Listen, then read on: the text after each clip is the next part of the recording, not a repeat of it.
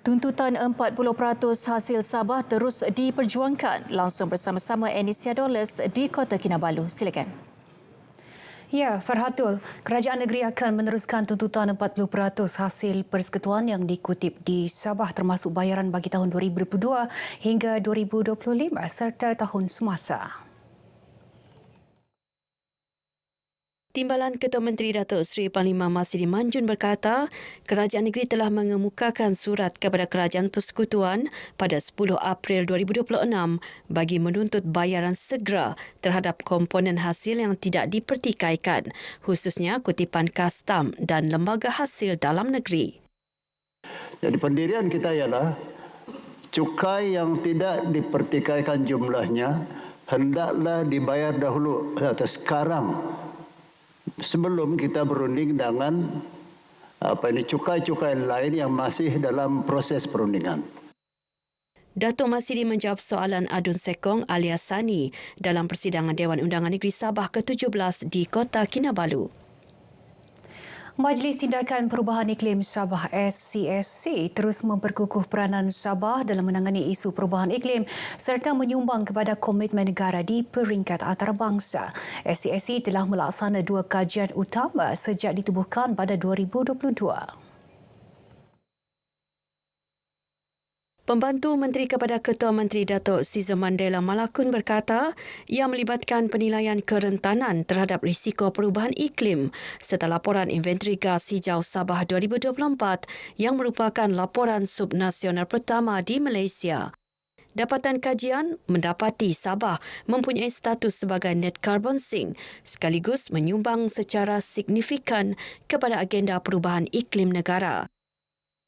Berdasarkan dapatan kajian tersebut, sebuah jawatan kuasa kerja telah ditubuhkan bagi merangka undang-undang perubahan iklim di Sabah sebagai langkah memperkukuh tadbir urus dan tindakan iklim negeri secara menyeluruh. Usaha ini telah menghasilkan impak positif apabila enactment perubahan iklim dan tadbir urus karbon 2025 Sabah telah diluluskan pada Julai 2025.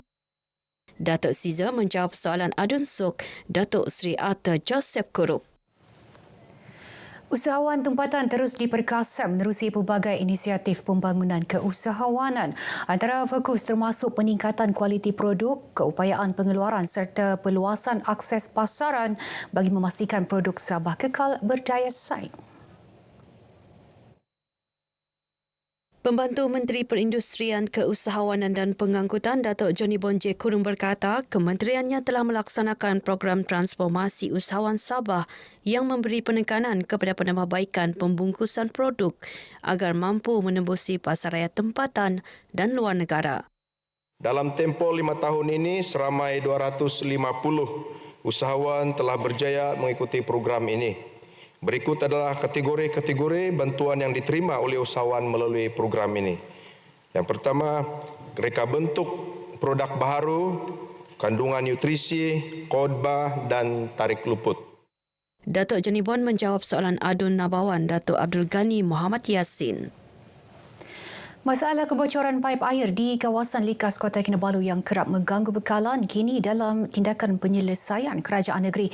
Keadaan paip yang telah usang serta tekanan sistem pengepaman dikenal pasti sebagai punca utama. Menurut Pembantu Menteri Kerja Raya dan Utiliti Datuk Limus Juri, beberapa langkah akan dilaksana termasuk penyelenggaraan paip, projek penggantian bernilai RM28 juta serta projek besar di bawah rancangan Malaysia ke-13. Inisiatif ini dijangka mampu mengurangkan gangguan bekalan air di kawasan terjejas. Datuk Limus menjawab soalan Adun Likas, Tam Yun Fok.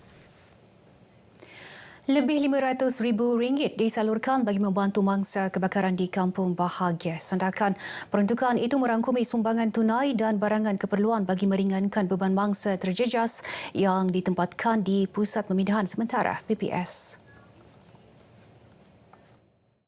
Saya akan pergi berjumpa dengan Yang Amat Berhormat Ketua Menteri, akan mengantar sumbangan cek kita sebanyak berjumlah 200,000 dan barangan kita bernilai 205,000. Selain daripada itu juga ada makanan. Hari-hari kita sekarang ini hampir 900,000 sudah kita belanja untuk makanan. Beliau menyatakan demikian dalam lawatan ke PPS Dewan Warga Tua Seri Harapan Sandakan. Selain bantuan fizikal, Kementerian Pembangunan Wanita, Keluarga dan Masyarakat turut menyediakan khidmat kaunseling dan sokongan emosi menerusi Jabatan Kebajikan Masyarakat JKM serta Lembaga Penduduk dan Pembangunan Keluarga Negara LPPKN.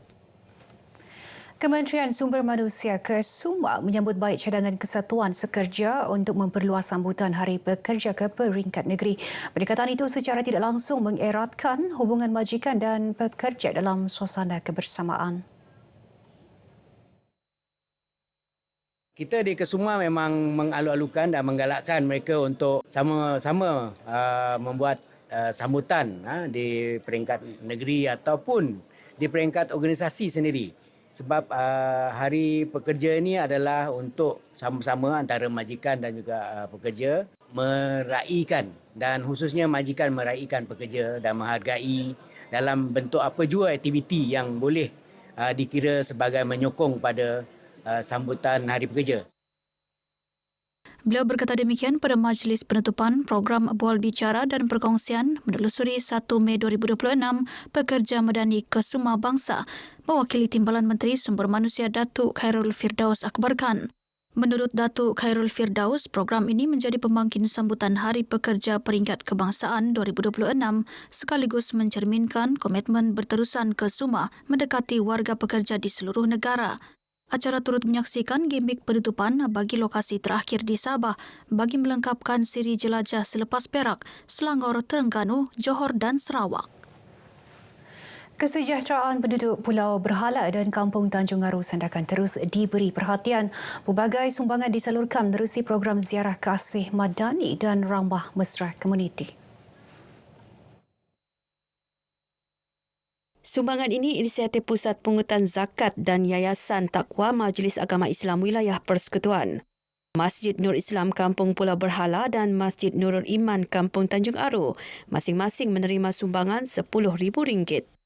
Selain peruntukan RM10,000 bagi setiap kampung untuk membiayai aktiviti kebajikan penduduk setempat. Kerajaan Madani ini perlu turun padang, merasai denyut nadi rakyat, dan kita tidak boleh hanya selesa berada di pejabat. Jadi kita gerakkan seluruh agensi haiwal agama untuk menyantuni rakyat. Walaupun jauh mana, kita akan turun. Beliau menyatakan demikian pada program berkenaan di Kampung Tanjung Aru Sandakan. Golongan Muslimah di Sabah disaran terus bangkit sebagai ejen perubahan bagi memacu pembangunan ummah dan membentuk generasi masa depan yang unggul. Demikian saranan Pengerusi Puspanita Cawangan Sabah Datin Seri Panglima Dato' Dr. Nuinda Alias sempena Simposium Muslimah Sabah 2026 di Kota Kinabalu. Simposium dirasmikan isteri yang di-Pertua Negeri Toh Puan Faridat Husin. Bertemakan kelibat anggota generasi unggul, simposium menjadi platform memperkukuh jati diri muslimah, berilmu, berakhlak dan berdaya saing. Menurut Datuk Nuinda, muslimah bukan sekadar pelengkap masyarakat, tetapi tonggak utama dalam pembinaan ummah yang sejahtera sebagai ibu, pendidik dan pencorak generasi masa depan.